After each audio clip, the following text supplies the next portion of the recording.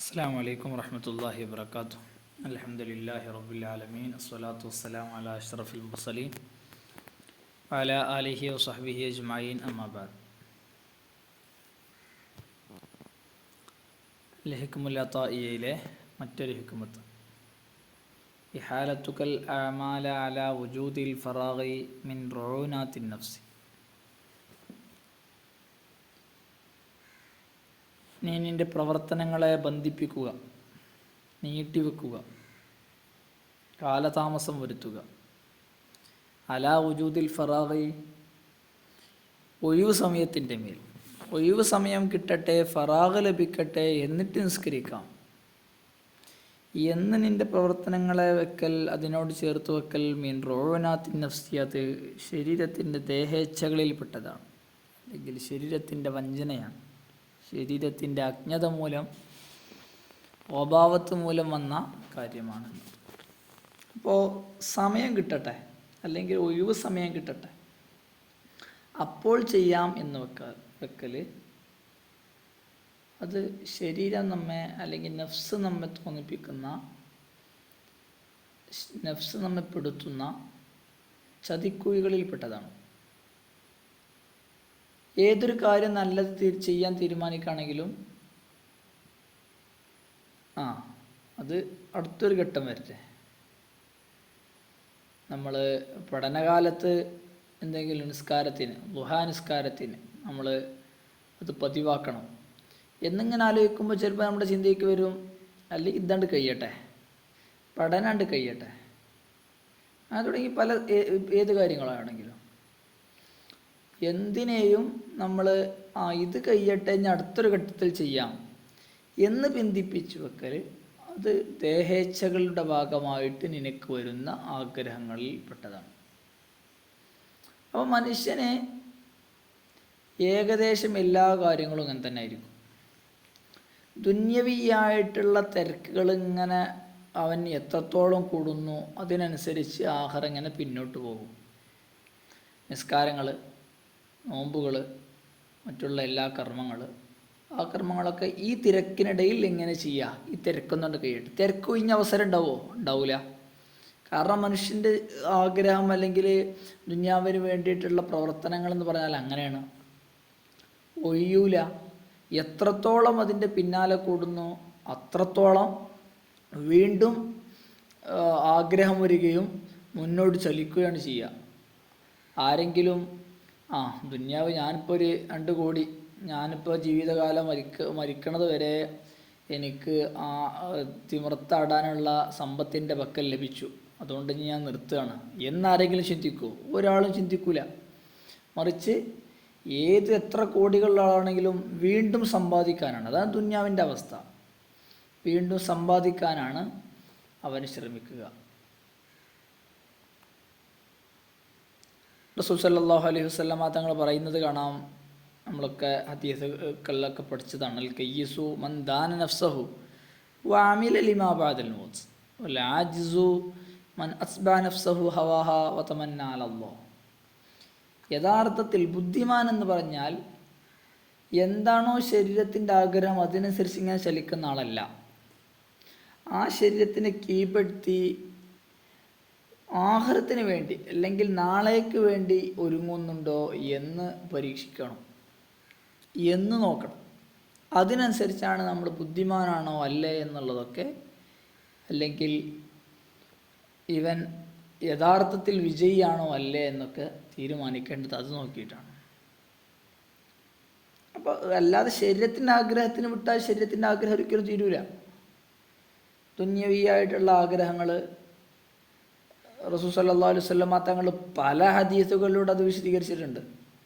ലൗകാന ലിബ്നി ആദമ വാദിയാനി മിൻ മാലിൽ ലബ്തഗാ വാദിയൻ സാലിസ വലാ യംലഉ ജൗഫ ഇബ്നി ആദം ഇല്ല തുറാബ്. ഇതൊരു റിപ്പോർട്ട്. 2 വാദിയുണ്ടെങ്കിൽ, സമ്പത്തിൻ്റെ 2 വാദിയുണ്ടെങ്കിൽ 2 എനിക്ക് യഥേഷ്ടമുണ്ട്, ഇനി ഒന്നും വേണ്ട ചിന്തിക്കണം, അല്ലല്ല, 3ാമത്തെ വാദി കൂടി വേണമെന്നാണ് അവൻ ആഗ്രഹിക്കുക. വലാ യംലഉ ജൗഫ ഇബ്നി ആദം ഇല്ല തുറാബ്, മണ്ണില്ലാതെ നിറക്കൂല. പലത് അതോടെ മരണത്തോടെ അവന് ആഗ്രഹങ്ങളൊക്കെ കണ്ട് നിലക്കും. 10 കിട്ടിയാൽ 100 മതിയെന്നും ശതമാകിൽ സഹസ്രമെന്നും തുടങ്ങിയിട്ടുള്ള കവിതകൾ അല്ലേ. 10 കിട്ടിയാൽ 100 100 കിട്ടിയാൽ ഞാൻ ഓക്കെ ഒന്നില്ല. 100 റുപ്യ കിട്ടിയാലോ ഓക്കെ അതൊരു 1000 സഹസ്രം അങ്ങനെ നീളും. അത് എത്ര കിട്ടിയാലും മതിയാകാത്തൊരു വസ്തുവാണ് ദുനിയാവ്. മതിയാകാത്തവനാണ് മനുഷ്യൻ. ഓക്കെ. അപ്പം ഇങ്ങനെ ആഗ്രഹങ്ങളുടെ പിന്നാലെ ഇങ്ങനെ പോയാൽ അതിനേ നേരിടാവുള്ളൂ. അതേസമയം ആ ആഗ്രഹങ്ങൾ നിർത്തി ഇനി ഞാനൊന്ന് മുന്നോട്ടിറങ്ങണം, ഇബാദത്തിന് വേണ്ടിയിട്ട് മുന്നോട്ടിറങ്ങണം. അല്ലെങ്കിൽ ഏത് സമയവും ഇബാദത്തിൻ്റെ സമയങ്ങളിലൊക്കെ അത് പിന്തിപ്പിച്ചു വെക്കുന്നതിന് പകരം അലം യഅ്നിലില്ലദീന ആമനൂ തഖ്ശാ ഖുലൂബുഹും ലിദിക്രില്ലാ. അള്ളാഹു ഇങ്ങനെ പലയിടത്തായിട്ട് മനുഷ്യരിങ്ങനെ വിളിച്ചുകൊണ്ടേ ഇരിക്കുന്നുണ്ട്. നേരായില്ലേ, സമയമായില്ലേ എന്നുള്ള രൂപത്തിൽ. അലം യഅ്നിലില്ലദീന ആമനൂ അൻ തഖ്ശാ ഖുലൂബുഹും ലിദിക്രില്ലാഹി വമാ നസല മിനൽ ഹഖ് വലാ യകൂനൂ കല്ലദീന ഊതുൽ കിതാബ മിൻ ഖബ്ൽ ഫത്വാല അലൈഹിമുൽ അമദ് ഫഖസത് ഖുലൂബുഹും വകസീറും മിൻഹും ഫാസിഖൂൻ. നിങ്ങൾക്ക് സമയമായിട്ടില്ലേ അവരുടെ ഹൃദയങ്ങൾ ഭയപ്പെടാൻ, അള്ളാഹുവിനെ സ്മരിച്ചുകൊണ്ട് അവരുടെ മേൽ ഇറങ്ങിയ ഗ്രന്ഥങ്ങൾ, ആശയങ്ങൾ ഇതൊക്കെ വിശ്വസിച്ചുകൊണ്ട് അള്ളാഹുവിലേക്ക് മുന്നിടാൻ, അള്ളാഹുവിനെ ഭയപ്പെടാൻ അവർക്ക് സമയമായിട്ടില്ലേ എന്ന് മഹാനായ ഫുദൈൽ ഇബ്നു ഇയാദ് റഹിമഹുല്ലാഹ് തങ്ങളൊക്കെ ഹിദായത്തിൻ്റെ അല്ലെങ്കിൽ നേർപ്പാന്താവിൻ്റെ വഴിയിലേക്ക്, മാർഗത്തിലേക്ക്, അല്ലെങ്കിൽ അദ്ദേഹം അറിയപ്പെട്ട തസവൂഫിൻ്റെ തസ്കിയത്തിൻ്റെ മാർഗത്തിലേക്ക് അദ്ദേഹത്തെ കൈപ്പിടിച്ചുയർത്തിയ ആയത്താണ് അലം യഅ്നിലില്ലദീന ആമനൂ അൻ തഖ്ശാ ഖുലൂബുഹും ലിദിക്രില്ലാ. മനുഷ്യൻ്റെ അമലിനെ സംബന്ധിച്ച് പറയുമ്പോൾ റസൂൽ സല്ലല്ലാഹു അലൈഹി വസല്ലം തങ്ങൾ പല ഹദീസുകളിലൂടെ പറഞ്ഞതാണ്. റസൂൽ ഒരു കള്ളി വരച്ച്, നമ്മളൊക്കെ പഠിച്ചതായിരിക്കും. റസൂൽ ആദ്യം ഒരു കള്ളി ഇങ്ങനെ വരച്ചു, ഒരു ചതുരത്തിലൊരു കള്ളി വരച്ചു. എന്നിട്ട് ആ കള്ളിയിൽ നിന്നൊരു വര, പുറത്തേക്ക് കൂടി ഒഴുകുന്ന വര. എന്നിട്ട് ആ കള്ളിൻ്റെ ഉള്ളിൽ വേറെ ചെറിയ വരകൾ. എന്നിട്ട് റസൂൽ സല്ലല്ലാഹു അലൈഹി വസല്ലം തങ്ങൾ പറഞ്ഞു, ഈ കള്ളിയാണ് മനുഷ്യൻ്റെ അജല്. ആ മനുഷ്യൻ്റെ അജൽ, ആ കള്ളിയിൽ നിന്ന് പുറത്തു പോകുന്ന സാധനം മനുഷ്യൻ്റെ ആഗ്രഹങ്ങളാണ്. ആ ചെറിയ കള്ളികൾ അത് മനുഷ്യൻ്റെ ആറാവ്, എന്നാൽ ദുനിയാവിൽ നേരിടുന്ന പ്രയാസങ്ങൾ, കാര്യങ്ങളൊക്കെ. ആ മനുഷ്യൻ്റെ അമല്, ആഗ്രഹങ്ങൾ അവൻ്റെ അജലിനെയും വിട്ടുകിടക്കുന്നതാണ്. ഞാൻ നാളെ മരിക്കാൻ പോവാണ്, അല്ലെങ്കിൽ ഇപ്പോൾ ഞാനെന്നാ മരിക്കാന്നറിയില്ലല്ലോ, ഇനിയിപ്പോൾ എന്തിനാ എന്നുള്ളൊരു ചിന്ത ചിന്തിക്കില്ല. അവൻ്റെ അജലിനെയും വിട്ടുകിടന്ന് മുന്നോട്ട് എത്രയോ മുന്നോട്ട് ചലിക്കുന്നതാണ് അമൽ, ആഗ്രഹങ്ങൾ. എന്നാൽ ആ ആഗ്രഹത്തിന് വേണ്ടി ഇങ്ങനെ പോയി, അല്ലെങ്കിൽ ഈ അമൽ എന്ന് പറഞ്ഞാൽ, അല്ലെങ്കിൽ ദുന്യാവ് എന്ന് പറഞ്ഞാൽ ഈ അജൽ എന്ന് പറഞ്ഞാൽ ഇതിനു വേണ്ടി മാത്രമുള്ളതാണോ? അല്ലല്ല. അതിൻ്റെ ഇടയിൽ പല സന്ദർഭങ്ങളും പല പ്രയാസങ്ങളും അവന് നേരിട്ടേക്കാം. ആറാവും, ചിലപ്പോൾ രോഗം വരും, അല്ലെങ്കിൽ സാമ്പത്തിക പ്രയാസങ്ങളുണ്ടാവും, അങ്ങനെ തുടങ്ങി പരീക്ഷണങ്ങളുണ്ടാവും. വീടിന് ബന്ധപ്പെട്ടുള്ള പരീക്ഷണങ്ങളുണ്ടാകും, കുടുംബവുമായി ബന്ധപ്പെട്ടുള്ള പരീക്ഷണം, ഇങ്ങനെ തുടങ്ങി ദുന്യവിയായിട്ടുള്ള പല പരീക്ഷണങ്ങളുണ്ടാവും. അതിൻ്റെ ഇടയിൽ കൂടി ഒക്കെ ജീവിച്ചു കാണണം അവനെ ഈ അമലിന് വേണ്ടി പരിശ്രമിക്കുന്നത്. സമാനിയത്തുൻ തജ്രി അലന്നാസി കുല്ലിഹിം വലാ ബുദ്ദ ലിൽ ഇൻസാനി യൽഖ സമാനിയ. 8 കാര്യങ്ങൾ മനുഷ്യൻ്റെ ജീവിതത്തിൽ ഉണ്ടാവും. സുറൂറും വഹസുനുൻ വജ്തിമാഉം വഫുർഖത്തും. ദുഃഖം ഉണ്ടാവും, ചിലപ്പോൾ സന്തോഷം ഉണ്ടാവും, ചിലപ്പോൾ കൂട്ടുകാർക്കൊപ്പം ഒരുമിച്ച് കൂടാം. അതേസമയം വജ്തിമാഉം വഫുർഖത്തും വഉസ്റുൻ വയുസ്റുൻ സുമ്മ സുഖുമുൻ വആഫിയ. ഉസ്റുണ്ടാവാം, യുസ്റുണ്ടാവാം, സുഖമുണ്ടാവും, രോഗമുണ്ടാകാം, ആഫിയത്തുണ്ടാകാം. ഇങ്ങനെയുള്ള കാര്യങ്ങളൊക്കെ മനുഷ്യനിൽ കടന്നു പോകും, അതുറപ്പായിട്ടും. അല്ല അബുദ്ദലിൽ ഇൻസാനിയൽ ഖസമാനിയ. ഈ 8 കാര്യങ്ങളെ കണ്ടുമുട്ടൽ നിർബന്ധമായിട്ട് എല്ലാ മനുഷ്യന്മാരും കണ്ടുമുട്ടും. അപ്പോൾ അമല് ധാരാളം ഇതാണ്. എന്നാൽ അമലോ, ആ അമൽ മനുഷ്യനെ കൊണ്ടെത്തിക്കുന്ന കാര്യമുണ്ട്. ആ മനുഷ്യനെ ചതിക്കുയിൽ പെടുത്തുമെന്ന് പറയുന്നല്ലോ. അതാണ് റസൂൽ സല്ലല്ലാഹു അലൈഹി വസല്ലം തങ്ങൾ പറഞ്ഞത് ബാദിറു ബിൽ അമാലി സബ്ആ, 7 കാര്യങ്ങൾ കൊണ്ട് ഉള്ളരിക്കോളി. 7 കാര്യങ്ങൾ എത്തുന്നതിന് മുമ്പ് നിങ്ങൾ അമലൊക്കെ വേഗം ചെയ്തോളി. ഹൽ തൻദുറൂന ഇല്ലാ ഫഖറൻ മുൻസിയ ഔ ഗിന മുത്ഗിയ. ഫഖർ ചിലപ്പോൾ കുറച്ച് കഴിഞ്ഞാൽ ഫഖർ വന്നേക്കാം, ഫഖറും ചിലപ്പോൾ പ്രശ്നമാവും. ഫഖർ കൊണ്ട് അള്ളാഹുവിനെ മറന്നേക്കാം. എന്താ എന്നൊക്കെ അള്ളാഹു അങ്ങനെ പരീക്ഷിക്കണം. ഗിനയോ, നല്ല ഗിനയും അള്ളാഹു പരീക്ഷിച്ചേക്കാം. ഗിനയും അള്ളാഹുവിൽ നിന്ന് വഴിതെറ്റിക്കുന്ന സാധനമാണ്.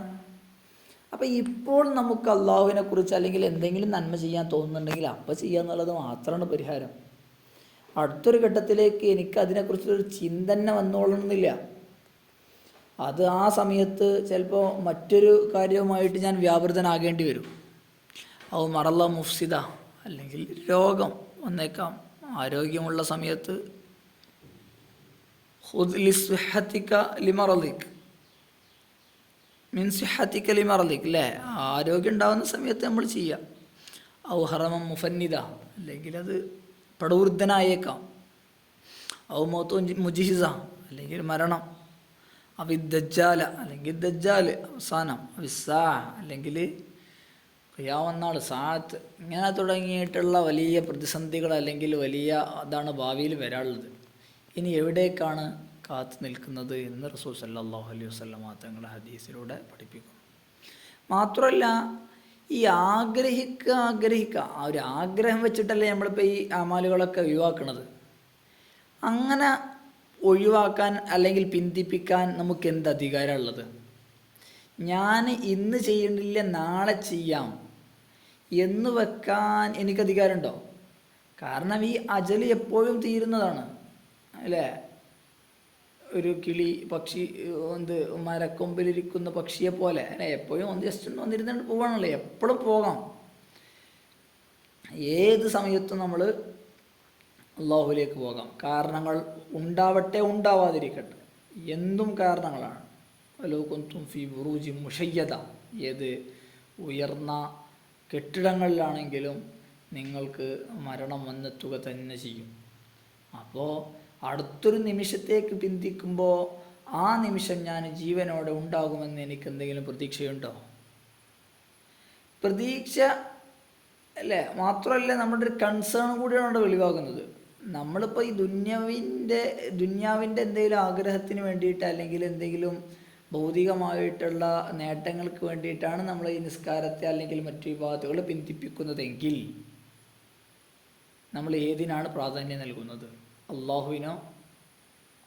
അള്ളാഹു അല്ലെങ്കിൽ നമ്മൾ നേരത്തെ പറഞ്ഞ ഏറ്റെടുത്ത റിസ്ഖ് എന്നുള്ളൊരു കാര്യത്തിനോ?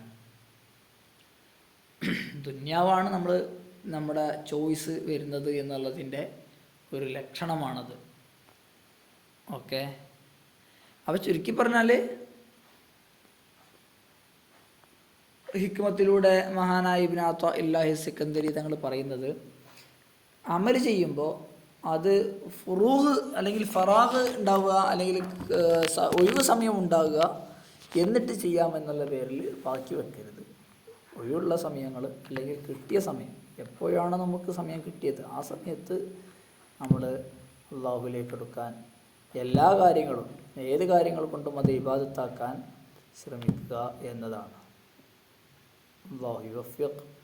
വആഖിറു ദഅവാനാ അൽഹംദുലില്ലാഹി റബ്ബിൽ ആലമീൻ. അസ്സലാമു അലൈക്കും വറഹ്മത്തുള്ളാഹി വബറകാതുഹു.